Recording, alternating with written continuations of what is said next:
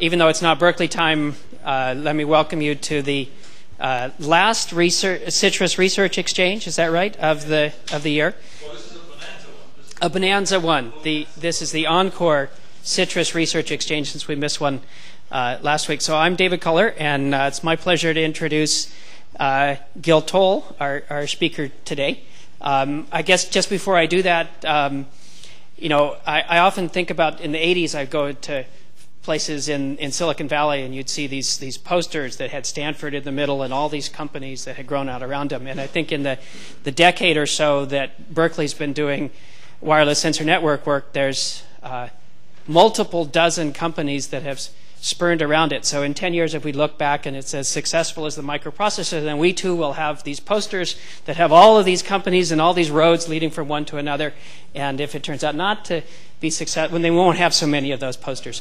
But let me welcome also the folks on the web, since this room is completely packed. I think that the point of that is that there's so much that we learn by the work we do here, and then there's all these other things that we learn when we take that technology and we try to take it to the outside world. So I hope that we do more of these, of bringing some of those learnings back. So Gil Tolle was kind enough to offer a picture from the other side. So Gil is one of our alumni, got his master's here in 2005, and he came from CMU thinking he was going to do stuff related to HCI and whatnot, and got launched into the DARPA NEST project, where we were deploying a 1,000-node network in 2 days. Actually, it was only 647, and Gil thought, it's likely that there will be bugs in that, and maybe I should build debugging and diagnostic tools that would work for networks of that scale in place. So that is kind of his perspective, that technology is nice, but it ought to be there for a purpose and work. And so he's going to kind of shed some of his learnings and whatnot from time spent applying some of this to a place that now is the hot item, energy in particular. So, Gil?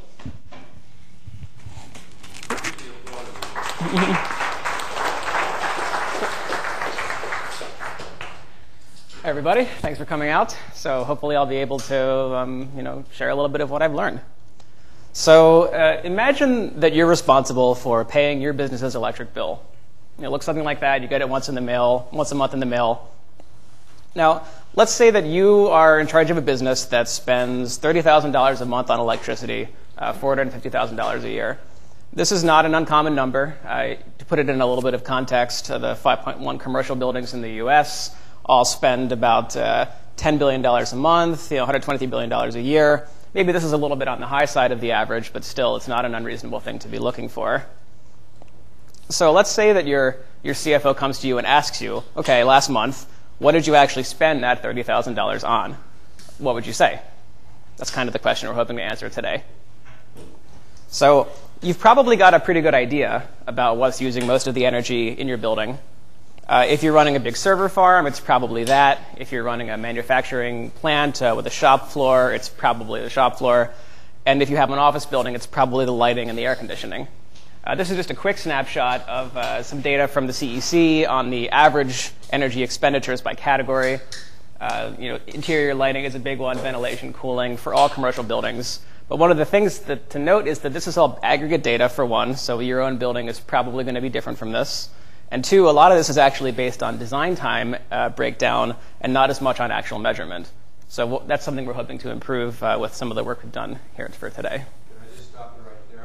Sure. Can you go back to that first slide? Sure. Can you just tell me how 30,000 gets to 450 a year? Oh, is that a typo? Sorry. I just want to make sure the math and the rest of the project is reasonable. Yes, that is definitely a typo. Thank you. Okay. So, yeah. Thanks for calling that out, actually. That's good.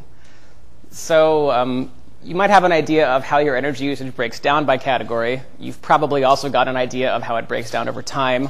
You're using more during the day, less during the night, less on the weekends. You might have an idea of what's used when. But again, this sort of typical scenario is not necessarily likely to apply to your building in particular. And so what we're hoping to do is figure out what's actually happening in your building. So if the CFO asks you to cut it by 15%, how would you do it? That would save you $4,500 a month. A lot of studies have confirmed that this is typically sort of a reasonably achievable reduction in energy costs, 15%. But really the question is, how are you going to do it in your own building? So kind of a rule of thumb, a kilowatt basically costs you about $1,000 a year in overall energy usage. Since your bill is $400,000 per year, your average demand is probably around 400 kilowatts, and 15% of that is 60 kilowatts. So how would you take 60 kilowatts out of your building? That could represent a couple of different things. That could be 3 full rooftop chillers, each running at 20 kilowatts each.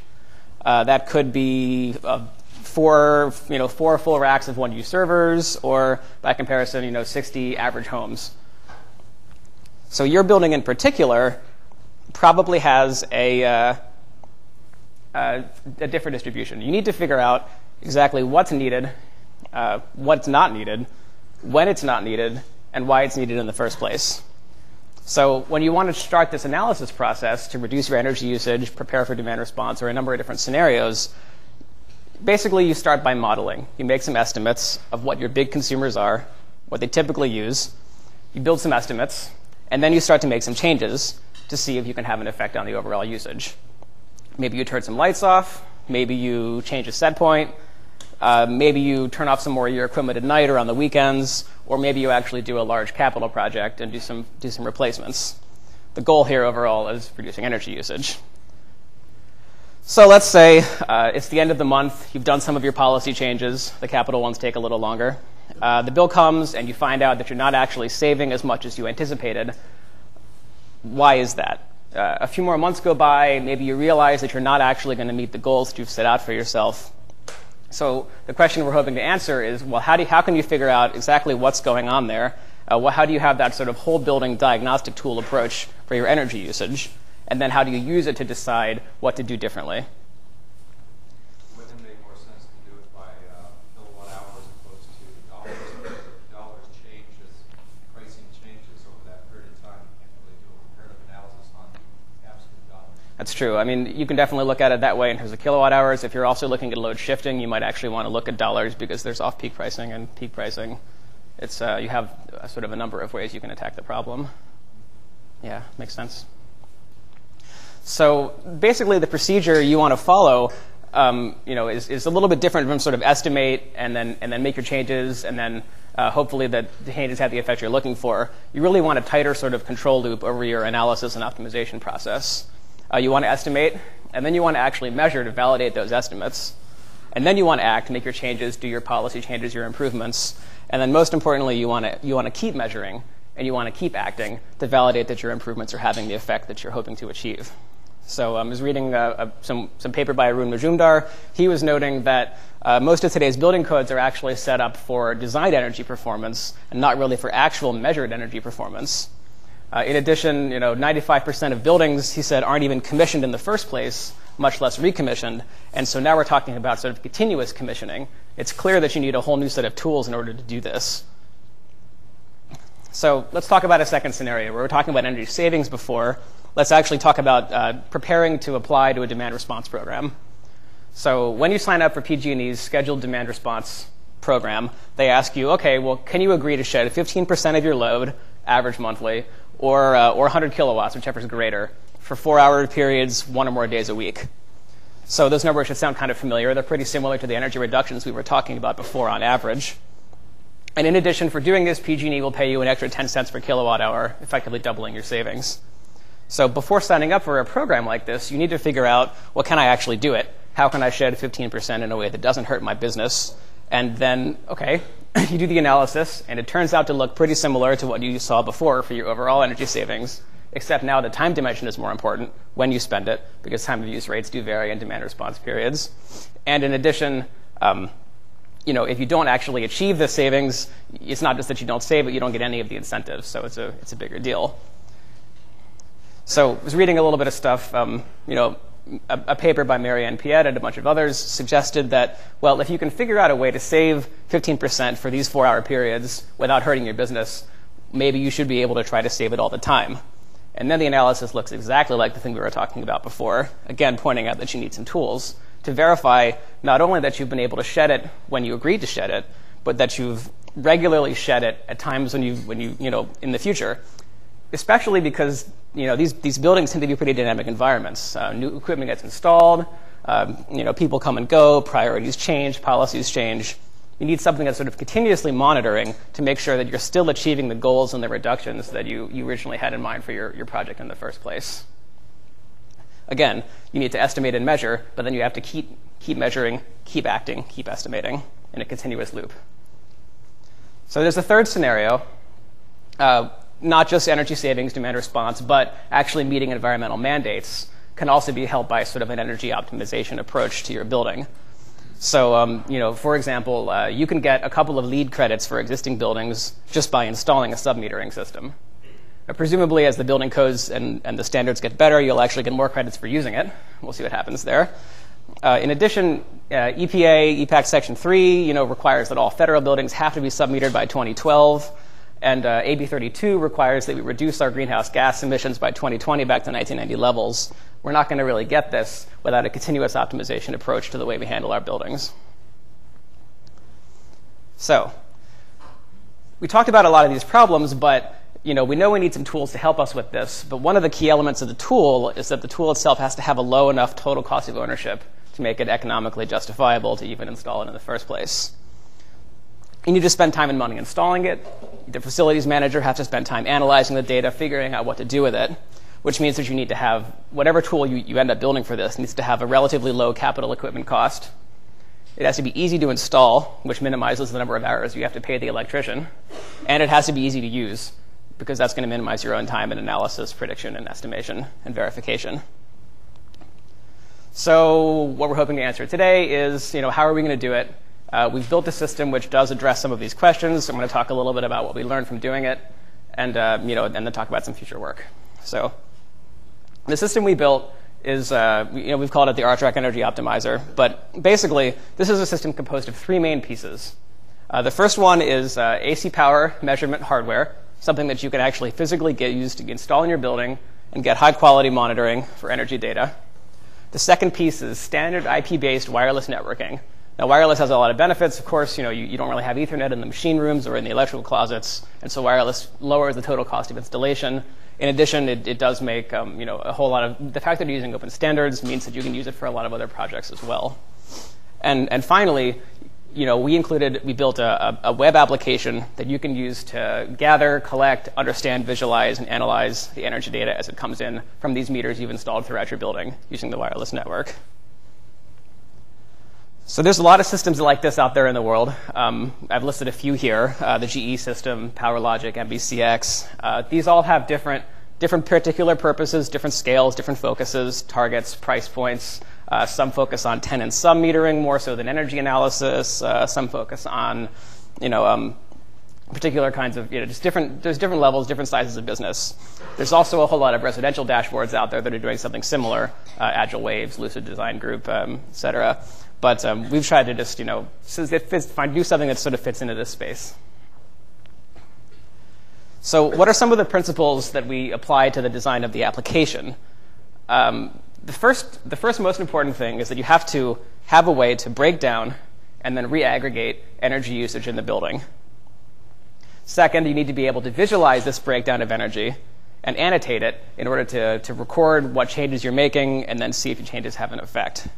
And third, so you don't have to look at the data all the time, the system itself should allow you to feed in some sort of a goal, some sort of a target, and then should track performance against those targets continuously, giving you alerts early enough that you can actually make the changes that you need to make. So how would you actually use a system like this to help optimize your building? As always, it starts with a research and estimation process, using the data you have. So the best source of data you can look at before you install anything is actual energy spending from your past utility bills or energy usage from your past utility bills. You can take a look at how much you spend typically to allow you to establish an envelope for what you can expect to achieve in reductions. And then, but this sort of gives you the overall scope. What it doesn't really give you is the granularity in time or in function to allow you to determine exactly how to make the changes to improve it. So for a second, let's imagine that you're part of a utility smart metering trial program. Through the program, you might have access to a deeper set of data that looks something like this. This is actual 15-minute interval data over the course of a month at the whole building level. Maybe you do have it through your smart meter. If you don't have it through your smart meter, you can get this by installing one of our meters at the head of your building. But what the chart gives you is some information about when you're using the most energy, when you're not using it. It also gives you a sort of a handle on the breakdown between your base load and your peak. In this particular building, for example, over 92% of the energy is base load. And so they suggest that the best optimization strategy for them is to do nothing well, to manage the times in which you actually don't need anything on here, lower it when you can, and keep it on for as little time as you need. But really what you want to do to go beyond this, if you're looking at this and you're trying to figure out how to make changes, okay, let's say that you make a policy change, you change your HVAC set points, you're looking to see an overall reduction in building usage. The actual magnitude of the reduction might be small enough that you're not really going to see it in the overall building level profile, or it might be drowned out by other changes that are happening in parallel. In order to really validate that you're having the right effect, that your changes are actually having an effect, you're going to want to do some sort of the breakdown process. So the goal of having a breakdown of energy usage is to go from this kind of a chart to that kind of a chart, where you can say, oh, wait a second. Here we've got a site. This is one of our test sites. They sort of broke down the building in the initial estimation process into kind of three major groups. They have a big data center, a bunch of server racks. They knew that would be a big one. They have some IT, which is their in-house servers, and then they have a bunch of cooling for that data center. And then they kind of had the rest of the building, which includes lighting, HVAC for the populated spaces, plug loads. So this is kind of and then from here you can start to see, all right, if we're going to make a change date in one of these particular loads, now we can start to have the resolution you need to make sure that the change had the effect you're looking for. Okay, so I want to go through some of the lessons we learned in planning out how to install a system like this in the site that we were just seeing the data from. How we're going to install it, some of the details there. So the first stage of the planning process will definitely start with the building's single line diagram. This will sort of give you the background to estimate where most of your energy usage is going today. Well, you maybe have that in mind. Then you have to correlate that energy usage to the specific locations in the electrical distribution system where the energy is being used. It looks like a tree at a high level. Energy comes in from the utility, distributed through a number of sub-panels to individual loads. So what you're going to have to do is actually start to analyze this drawing and figure out where in the subtree you have to meter in order to get the visibility you're looking for based on the larger functional groups that you have in mind for overall reductions and changes. So the first thing you want to do is look for where your utility meter is, and you want to put a meter there. Simple. Replaces or it augments the utility level meter and allows you to capture the entire building level usage as a baseline for comparison. You have to determine the size of the circuit. It's probably going to be 3-phase. It might be 2,000 amps. You need to just select a current transformer. But what you might also find in a lot of buildings is that the actual location that's nearest to the utility meter isn't really accessible. So the tool needs to be able to support aggregation of loads even just to fill out the energy tree. For example, maybe we found in this building that the best places to install meters were actually on the 4 main distribution subpanels, summing it up to get the overall building level usage. So that's definitely a key thing we learned has to be part of an optimization tool like this. So once you've captured the whole building level load, it's time to start figuring out where all of your functional loads actually attach to the system. And then if you look at it, in most buildings, they're probably sort of spread throughout the system. Your HVAC load might actually be 14 rooftop units connected at all various points. Your lighting load is certainly very distributed. And so it's kind of a balance you have to find between metering individual circuits, which allow you to get a very fine-grained level of detail, and metering the whole building, which lets you see most of the energy usage with a minimum number of meters. So what you're kind of looking for is a balance there, because you need to sweep up enough load into any one particular meter to make it cost effective, while still have it be fine-grained enough to do the analysis. So once you perform this whole sort of breakdown, metering, analysis process, what you end up with something that looks sort of like this. You've got a tree structure, which is actually the representation of your building's single-line diagram. Although, when you look at it, everything that's labeled here is labeled in terms of the distribution system. So these, panel 3DCA, 3DCB, that's just how they were labeled in the plan.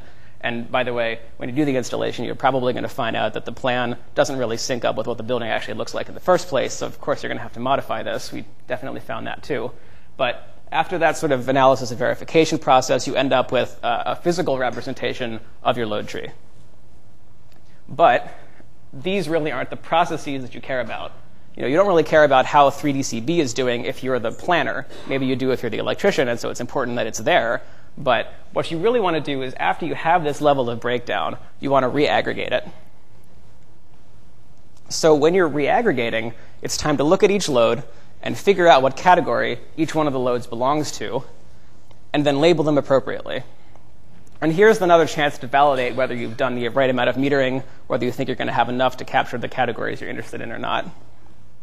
So hypothetically, you could install a meter at every plug in the building, which would definitely give you the fine-grainedness, and then you could reaggregate it back into the building level loads. But the number of meters that it would take to do that would probably be pretty cost prohibitive. And so what we've kind of found in the buildings we've looked at so far are kind of medium-sized office, manufacturing facilities, 15 to 20 submeters, give enough granularity for the visibility that the facilities manager was looking for. But again, that varies, of course, building to building. In addition, you can gain sort of additional information about usage by doing some subtraction here. If you're metering the overall panel and you're metering some loads within the panel, you can also subtract to get the loads that aren't metered, which usually contains things like plug loads and lighting, whereas the big loads are probably machines and server rooms, things that you're specifically caring about. So that allows you to do a little bit more breakdown. So once you've actually done this process of breakdown and reaggregation, what you end up with is two trees. You have a physical representation and a functional representation of energy usage in the building. Now, because the functional representation tree is actually the one that's capturing the categories you care about, that's more likely to be the place where you start to hang your goals on. You start to set your budgets and your targets relative to the specific items. Oh, I need to lower the HVAC usage by 10%. OK, I can see that now. Or I've installed some more servers in the lab. Let's see the effect that's going to have. How much am I going to save if I take some other unused servers out? Now you can kind of, we see that's the level of visibility that we think is necessary to do this kind of optimization problem. So you translate from there. You actually have to do the installation. You need, high-quality sensing nodes. You need networking. And so I'm going to go into all of that now to talk a little bit about some of the technical details underneath this and how we actually built the system, with the overall goal of returning to this kind of a chart. So actually, something to look at here that's interesting is after we did the whole planning process, worked with the facilities manager, and metered the loads we thought were the big loads in the building, it turns out that only 288 kilowatts of the load is accounted for by the three main ones. There's still roughly 90 kilowatts of base load that's totally unaccounted for. So this gives us a chance to go back, and we might want to rethink about it and maybe add some additional metering in order to capture some of the large loads there. OK. So the installation and setup process is sort of what we've seen so far. Let's take a look at some of the hardware. So we built a complete system that's not just an analysis tool, but does include sensing hardware as well. Now, each one of these meters is effectively a high-quality power monitoring sensor coupled with the kind of embedded wireless networking technology we've all been working on for years. We're building on a lot of existing research to do this. We've just attached it to a high-quality AC sensor. The quality of the data that you get is ultimately what determines the level of analysis you can do. And so we've put a lot of work into making sure that this is a high-quality sensing device that's still easy to install. So the actual installation procedure for the node, basically the node can monitor up to 3 circuits. If this is a 3-phase load or a 3-phase panel, you install something around each one of the phases. You clamp on a single current transformer, and then you power the node off of an unused breaker. And this gives you the level of visibility into both total power as well as current voltage, reactive power. everything else that you need here. So here's just a quick shot of some of the installations that we've done of this so far. We've found, actually, that a trained electrician who's working with us can install one of these meters in about an hour, which definitely will go down as, or up depending on the circumstances.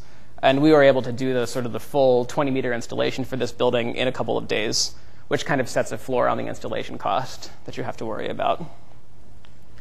So we've about an hour per meter, actually, yeah. Clamping the CTs on, running the cabling to power it, doing the mounting to the side so you have some security. That's including making the voltage as well as the CTs, the current CT source. That's sort of the, yes, that's voltage. It's a true power measurement. You just mentioned current, you mentioned current and voltage. Current and voltage is a true power measurement because you have to, when you power the breaker, when you power the meter, that's actually going to give you the phase information. Yeah. So that's the full installation process.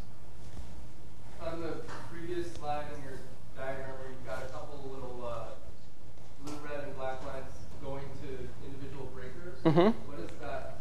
How is that actually physically interfacing with the individual breakers and monitoring each one? So what we've found, like these ones at the bottom are actually really both to power the node and to provide phase information to allow total power computation. So really to do that, you just have to find an unused breaker in the panel and then run 3 extra. It's still high voltage, but it's not drawing very much current. The monitor is measuring the whole panel, not an individual circuit. Well, it depends, actually. If you have a 3-phase load, you could also install this. This is showing the top of the panel. This is showing panel level monitoring. You can install this on the side, metaphorically as well, and install it and measure an individual load. And then you only have to connect to the breakers that are relative to it. Are you limited by monitoring boxes that only have open breakers in them then? We have occasionally seen problems with that. Not every panel has a breaker, so occasionally we've had to run a disconnect from another panel in order to power the node. And that's one of those things that does come up from time to time. It did happen in our first example. Yeah. Okay. So the other thing we found that was convenient, because we're using current transformers and using unused breakers, it's possible to install these nodes without interrupting electrical service to the building. As long as your electrician is willing to do a little bit of hot work with adequate protection, these things can be installed without actually disrupting service to the building, which does help and lower the total cost of ownership. And everybody's laughing, but it's true. He just went in there, put it in there, got the gloves on, and that's the way it works. It's not out of the ordinary. Real electricians work. How much power does the power sensing node consume in its operation? A fraction of a watt. It's not really a power consumer device. I mean, significant power consuming. Okay. So each meter does provide a bunch of parameters. I briefly mentioned these earlier. Real energy usage, real energy demand, voltage, current, apparent power, reactive power for power factor computation.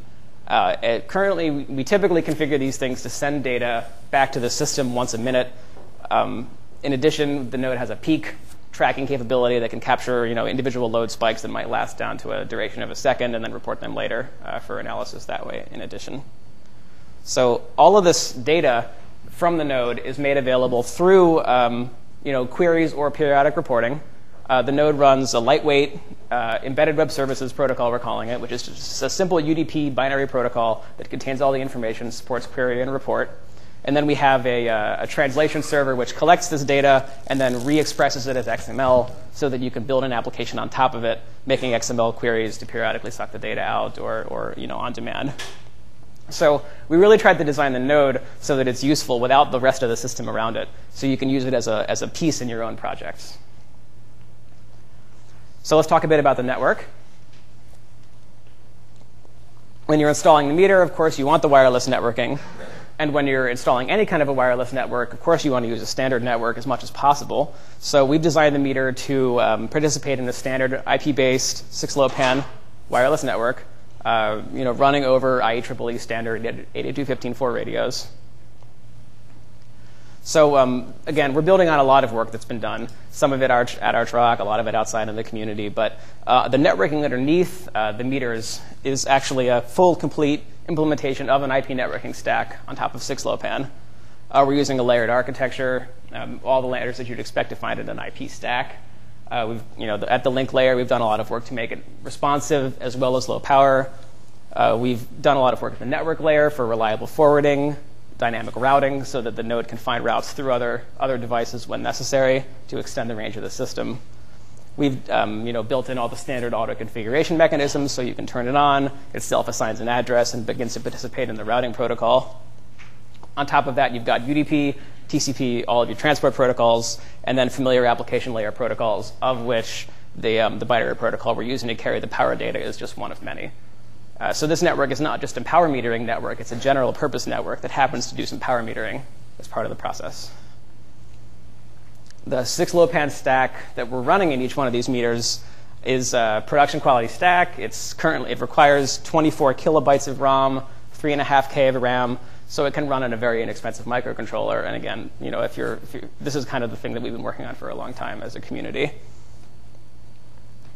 We've done a lot of work on testing the network and tuning it so that it's both low power and reliable and interactive. I guess that's really all three. So that the real goal of this is that you shouldn't be thinking about the network. The goal of the network is to be taken for granted and to disappear. In addition, it's built on an open standard, so it's interoperable, and you can communicate with any of these nodes from any other IP device for direct query. It's just sort of obvious when you're building a network like this, you want to make sure that it's as standards compliant and as interoperable as possible. And at the edge of the network, there's the finite router. This is really just an IP router, like any other IP router. It's got low-pan interface. It's got an Ethernet interface to connect to the rest of the building's network. And so we're using it as the building's existing internet connectivity as a backhaul to allow the data to send back to our servers. The router also opens up an IPsec tunnel, fully standard, to provide encrypted communications over the building link and over the public internet. In addition, you could also imagine one of these with a GPRS modem. Then you could bypass the whole IT issue altogether. But again, the goal here is to have the network be effectively plug and play at pretty much all levels. Basically doing a little bit of pre-configuration, installing the security parameters, link layer association, so that you can just plug it in, turn it on, and go. What's the rationale for using wireless over something like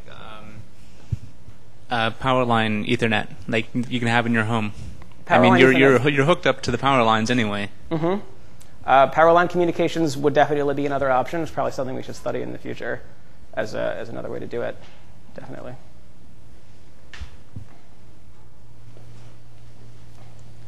Okay, so let's talk a little bit about the design of the application that sits on top of the network and on top of the metering nodes. Now, how would you build something that actually gives you the ability to do the disaggregation and reaggregation and the analysis? There's a couple of main principles that we tried to build into this. The first one is time correlation between different meters. Then the breakdown process we talked about before. You want an open data API at the fundamental level, so that even whatever application tools we've implemented on top, you can pull all the data out and analyze it in any tool you want, however you like, whatever's most appropriate for your building. We included a little bit of graphing, a little bit of charting, a long amount of historical data that the system's tracking for you, and then an annotation system to allow you to record activities going on in the building that relate to the energy usage, and then a system for goal tracking and prediction. So time synchronization, it turns out, is actually really fundamental to having an application like this function correctly. If there's any kind of a network delay, as it turns out, all the energy usage is, of course, additive as long as you're correlating at specific times. So you want to have time synchronization running on each one of these meters so that in the event of a delay, you can still appropriately attribute the energy usage to the correct point in time. Delays or failures could happen for a variety of reasons, including somebody just turning off or disconnecting stuff. So you want to be ready for that when it happens. So restoring, the next step of the process is all this time-correlated data is flowing in. We want to store it in relationship to all of the, all the loads we've already configured in our analysis and planning process. So each meter is associated with a particular phase on a particular load, with a particular set of tree parents and tree children. And so as the data flows in, all of these totals and subtotals are updated dynamically. In addition, we're updating the groups, the categories that the nodes belong to, and it's all happening dynamically, so you can have a real-time view of actually your breakdown. So you can make a change and then wait a small amount of time to see if the change has any effect. I mentioned earlier the open data access. We've included a little bit of web application access to suck CSV files out. Plot them in Excel, do what you want with them, and then there's also all of the XML APIs I showed you earlier, sort of a fundamental part of the system. Okay, you got all the data flowing in, you're correlating in time. You need to do some graphing as sort of the first step to analysis, but it's really only the first step. You don't want to be sitting there and looking at the graphs all the time, but you got to start somewhere. So we're keeping all of the historical data so that you can do year over year, month to month, week to week comparisons in order to pull the trends out. But once you have all the data flowing in, like I said, you don't really want to be sitting there looking at the graphs all the time. So the system includes a little bit of budgeting and prediction. So you can set, we found that it's helpful to set a budget for the month and then continuously analyze the energy usage as it comes in, predict the rest of the month, and if it looks like you're likely to go over your budget, actually alert the facilities manager so that they have an option to try and change something and move along. This is just the beginning of the analysis process, but you can think about it as kind of like putting your building on a diet, right? You want to set a goal, you want to track to it, you want to make sure that you're going to meet it at the end of the month, and then you want to keep tracking it. But there's so much more analysis that we can do with this. And in addition, because it's an open system, whoever is using this you're not limited to whatever analysis we put in there. You can do whatever kind of analysis you want on top. It's best for your project. So in addition to having this kind of like ongoing awareness, the system is tracking things for you because you don't want to handle all the details. What you do want to offer into the system is human information about the activities in the building to correlate with the energy usage. So we found that the facilities managers were interested in recording policy changes. I changed the set point on the thermostat. I shut off this particular component. They want to record something about feedback from the occupants, perhaps. Maybe you got some complaints. Maybe there's a temperature problem caused by my changes. It's good to have this in the system so that when you made the change, you don't, you look at the effects later. You don't want to forget, go back that you made the change in the first place. Really sort of the human activity stream alongside of the building activity stream is what really gives meaning to the data. So we found that's a pretty helpful thing to have along with there, is that human impact piece. So I'll do a quick case study, and then I'm sort of about out of time, so we can wrap up and then do a little question and answer. Yeah, I guess it's really kind of a demo, sort of looking at the whole application. And if you decide you want to do yeah, if there's a little time afterwards, we can pull up the live website and click around too. But for now, I've got some screenshots of the system. So this is a different site from the one we looked at before. This is a manufacturing facility, and here we've broken down the energy usage into HVAC, 3 different production lines, some shared equipment for the second level of production, and then off the page there's also some lighting breakdown in there. And so looking at this kind of overall picture of the building's energy usage over the course of 2 weeks gives us a pretty good insight into what the behavior of the building actually is, and then where the opportunities for optimization are. For example, you look at the difference between weekend and weekday, and it's pretty significant. This is only but still 45% of this energy usage of the building is still base load, which is active on the weekends as well. And so if you look at the weekend load here, you can see the big contributors are the HVAC piece and the second dot piece there in the green. So what we can do in the system is then drill into those to see which of those subloads are actually contributing most. We got the pie chart breakdown kind of thing you saw before, except this time it's real. So let's drill into the weekend. In the second op line, you can see, okay, during the weekday, things are turning on, things are turning off. We could drill in even further if we wanted to. But over the weekend, there's this large burn-in load that's just running constantly. In addition to that, you maybe drill into the HVAC piece, and there's a lot of HVAC running over the weekend, probably to remove the heat generated by the burn-in room. So you can start to see opportunities. Maybe there's people who have a better understanding of the way the building actually works, might want to change some of these, and then measure the effect of the changes. And so we're working on moving this forward. So, to summarize, what we've put together here is a sort of a whole system designed around energy measurement, visualization, and analysis for building optimization. It includes nodes, it includes a networking layer, and it includes an application layer. It's a fully open system. We found that it's really crucial to be able to build your own analysis tools on top, whether it's in Excel or with other things. And the main key insight we got out of this is that when there's this many data streams flowing in from a particular building, you need to have the software to keep track of the details for you, to keep track of the energy usage, annotation, activities breakdown, so that you, the facilities manager, have the most time to gain insight into what actually matters and validate that your improvements are having the effect that you're looking for. So when you come back to you spend $30,000 a month, what do you spend it on?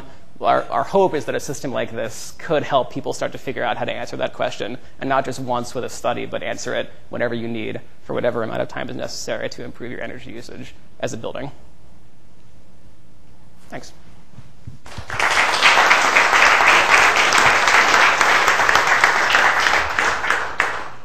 At the beginning, you mentioned that it's important that reductions in energy don't affect, or like the demand response doesn't affect the operation of the business. So how do you plan on incorporating the actual building performance with the energy use? Like what are the temperature, and to make sure that it's not affecting it? Excellent question. Yeah. So the reason we build it on top of an open networking layer is so that we can add other kinds of sensing and measurement devices as part of the overall process. I didn't show anything in the charts here, but we've also got temperature sensors running throughout this building on the same network as the power sensors, collecting temperature data, correlating the time also, so that you could validate that you're not having an adverse impact on the temperature of your server room or your production lines as appropriate. So additional sensing can allow you to get a lot of that sort of other input into the sort of the good put, as opposed to just the actual energy usage. Yeah. Could you say a little bit more about the time synchronization? Sure. How you do it? What's the smallest interval that's important? Things like that. Yeah, we've tended to assume that the basic granularity of the system we've built so far is about a minute level of correlation. So as long as the readings happen in the same minute, that's really all we care about. The time sync protocol we're running is a link layer time synchronization between the nodes used on post-arbitration timestamping to carry the time information of the neighboring nodes. It propagates throughout the network. It's based on an NTP, NTP actually providing the core time service for the rest of the network. But again, the general accuracy of it, we've seen, it's sort of in the seconds level. We're not talking sub-seconds or milliseconds, but for this application and correlation of the energy readings, that's not strictly necessary. Hi, Gil. It seems like the unit of breakdown that you have, the disaggregation, the line 1, line 2, or HVAC, are very much in one-to-one correspondence to the circuit level load tree. Do you have any sense of what one could do if I want to break down by, say, by the amount of power used for desktops, the amount of power used for laptops or LCDs? So, good question. Actually, if you look at the load tree for this building, which I didn't really show, it's not really one-to-one with circuits. Half of the machines in each line are powered off of the 480 volt. The other half are powered off the 120 volt. There's also a lot of variation between that. So we did have to do a lot of reaggregation. But the fact that we chose, or I guess the building managers chose to break it down by production line indicates that that's one of the parameters they're interested in for reaggregation. But something that we should be doing in the future is allowing multiple sorts of reaggregation so that you can also reaggregate the same load information according to desktops, laptops, servers, or maybe all the chip loaders. We want to measure all the chip loaders together, and we want to do all the ovens together. So you kind of want to reaggregate along a lot of different categories. A couple questions. First one is, you mentioned that you get the phase information from the circuit that you use to power the device, and I was wondering if you actually take a voltage measurement also, or are you just measuring phase? It is doing a voltage measurement also. Okay. Yeah. And then I was also curious in regards to, you mentioned that it took a couple days to install all the hardware in the building, and I'm wondering how long did it take once the hardware was in place to get everything else in order so that the application was online usable by the manager? Good question. So the hardware gets installed, the hardware gets powered on. You also have to install the router somewhere that has internet access, possibly install a relay node if there's a failure in connectivity. But again, this stuff is pretty much turn on and it starts communicating within a matter of seconds to minutes.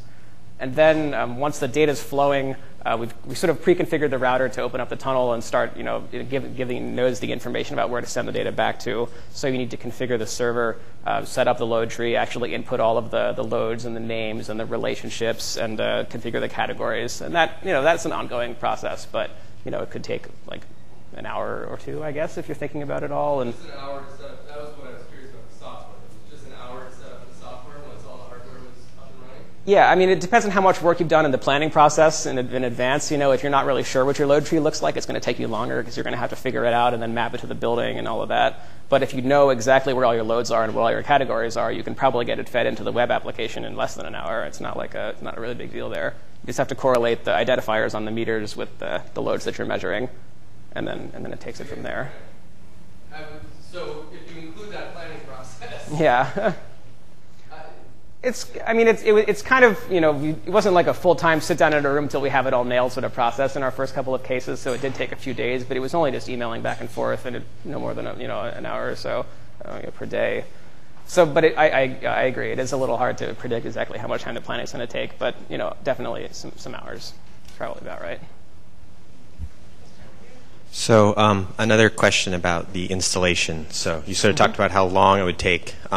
What is the hardware costs for, maybe you could estimate for, you mentioned a mid-level office, you would put in about 15 or 20 sub-meters. Like, what is the total system cost of the hardware for a system of that size? Sure. Well, I guess, probably the right way to look at it is kind of total system cost per sensing point. If you want accurate kind of pricing numbers, then the whole business thing gets into it. But roughly on on the order of maybe $700 per sensing point is kind of, and that's either three circuits of a 3-phase load or 3 separate circuits. Yeah, maybe breaking it down to 20-meter installation, $15,000 to $20,000. If you look at your monthly energy bill of $54,000, that's still going to pay for itself if you can achieve that 10% savings in less than a year. So that's kind of that's the rough number that we're looking for there.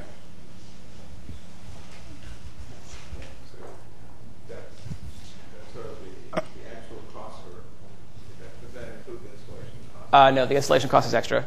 Yes, that's whatever you can work out with your electrician. But I'm not sure what the exact number is there, but I can get back to you. I had a question about the reliability of the wireless technology, because you're presumably putting these in buildings which might have a lot of steel and concrete and so forth. Mm-hmm. Were there any lessons learned there in terms of where you should and should not put transmitters in terms of?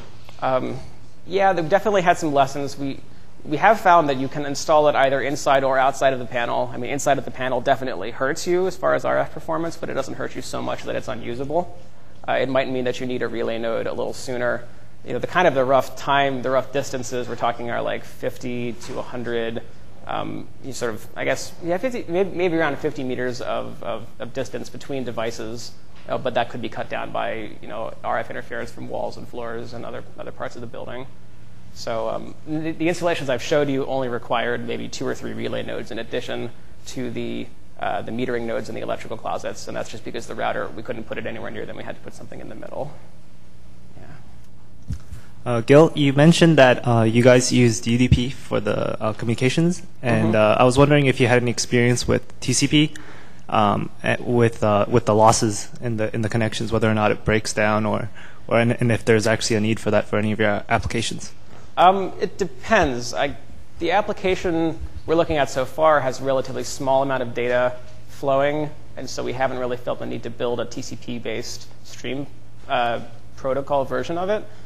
But we have run TCP for using for diagnostics and management, for telnetting into the nodes, for running commands, and again, it is impacted, of course, by the loss rate in the network, but we're doing a lot of retransmissions and effective route finding underneath of it to help to minimize that. But like everybody says, wireless TCP does have known issues, but it does work in our system as well. We're just not using it for this application. Does that sort of answer the question? So I would have brought you on the AirBears, but you don't have a QWERTY keyboard. No way that I can find a password on that thing. Okay. Okay. Then I'll let you finish typing. No, I actually don't know the password, so if you want to come up and log me in, you're welcome to. I switched it. It's okay. Go ahead. my question was, do you have, so each node could actually act like a simple server, is the way you've set it up? Essentially, yes. And so if you wanted to, from outside, and you had all the passwords and keyboards right and stuff, you could drill in and actually see what an individual node was seeing at that time. That's right. Currently, it's designed so that the nodes are reporting back periodically to save on network bandwidth, but if you wanted to reach out and query it at a particular time, you can do that as well. Do you have any other questions Yeah, in the I think, audience right now? My question was whether you want... Gil, would you like to do a live illustration of this, or do you have time for that? Sure. Let's go ahead. Run outside for just 1 second. Okay. So let's see. Here we've got, this is we're going to log into one of our customers' sites, which is currently running live. Switch it back to what I know how to type in.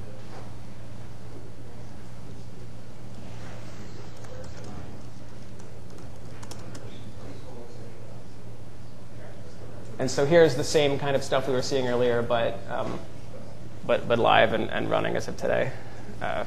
So we can, see the overall trend in the building level energy usage, the budgeting, the breakdown, and then drill in to look at the day level demand. Click through to the look at the HVAC in the lab. Break it down by the lab components here, and then go through and look at let's look at back on the 10th. We can look here, and then we'll drill into the minute-to-minute data, and actually look at the sort of the in-depth, the detailed load profile. Sorry, it's more data. It takes a little while to load, but yes. So this is running live and is a web-based application. Should we shut off their lights? Yeah. There's no control in the system right now. This is purely analysis. So best of luck on that one. And then here you can also see the wiring tree right down there. So that's the little live demo there. We could do all the analysis we looked at before in the screenshots, and drill into that a little bit. But I think we're about out of time. Very good. Thank you. All right. Thanks for coming.